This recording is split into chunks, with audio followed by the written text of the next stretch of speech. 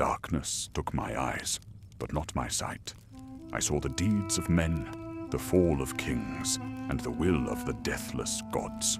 I am Homer, keeper of songs, and through me the old world speaks. Hear now of the doom of Odysseus, breaker of cities, the most cunning of men, favored by Athena, yet hated by the sea. Troy had fallen, its kings lay dead among the ashes, and the long ships sailed homeward over the wine-dark sea, believing the war at last was ended. But no man leaves war unchanged, and the gods are patient. Odysseus and his men came upon the land of the Cyclopes, a wild island untouched by human hands. No cities, no fields, no laws of men, only the wind and the crashing sea. The men urged Odysseus to take what food they could find and leave that silent island behind. But a dangerous hunger lives within certain men, not hunger for bread, but for knowing. So into the cave they went. There stood great baskets swollen with cheese, pens crowded with lambs and goats, and deep bowls heavy with milk. And soon the owner returned. Polyphemus, a thing like a walking mountain. His single eye burned in the center of his forehead, like a furnace in the dark. Then the cave was sealed behind them by a stone so vast, no company of men could move it. And when he saw the strangers, he did not offer welcome. He seized them in his hands and devoured them, screaming beside the fire. Then Odysseus understood. They had entered not a shelter, but a grave sealed with stone. The men were trapped. No blade could save them. No strength could move the stone. So Odysseus turned to cunning, the last weapon left to desperate men. As Polyphemus ate, Odysseus offered him the wineskin. A gift, he called it, a kindness from a guest.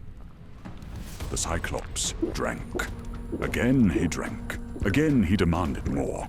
And as the wine consumed him, Polyphemus laughed his terrible laugh and asked, "Stranger, what are you called?" And Odysseus answered, "Nobody. Nobody is my name." Then the giant sank into drunken sleep. Odysseus and his men seized the great olive stake they had sharpened in secret. They thrust its tip into the embers until it glowed red like a fallen star. Then, with all their strength, they drove the burning stake into the Cyclops' eye. The cave exploded with his roar. Blood and fire burst outward.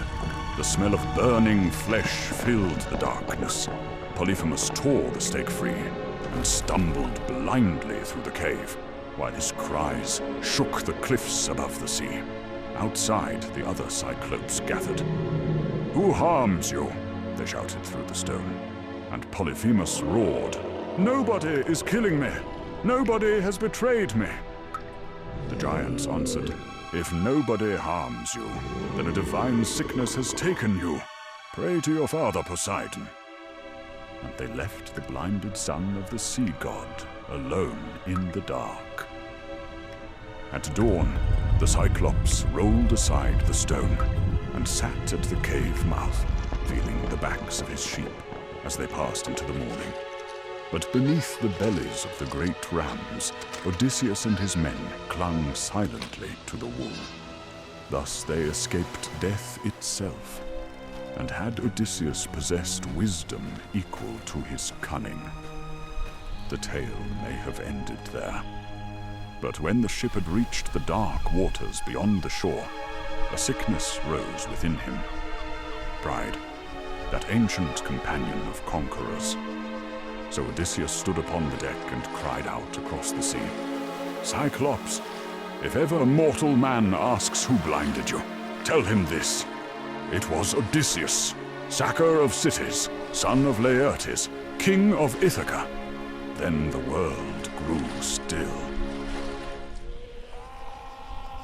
And from the cliffs came the voice of Polyphemus, calling upon his father, Poseidon, shaker of the earth.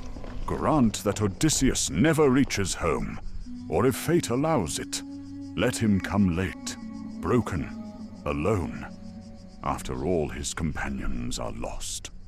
The sea heard that prayer, and far beneath the waves, a god opened his eyes.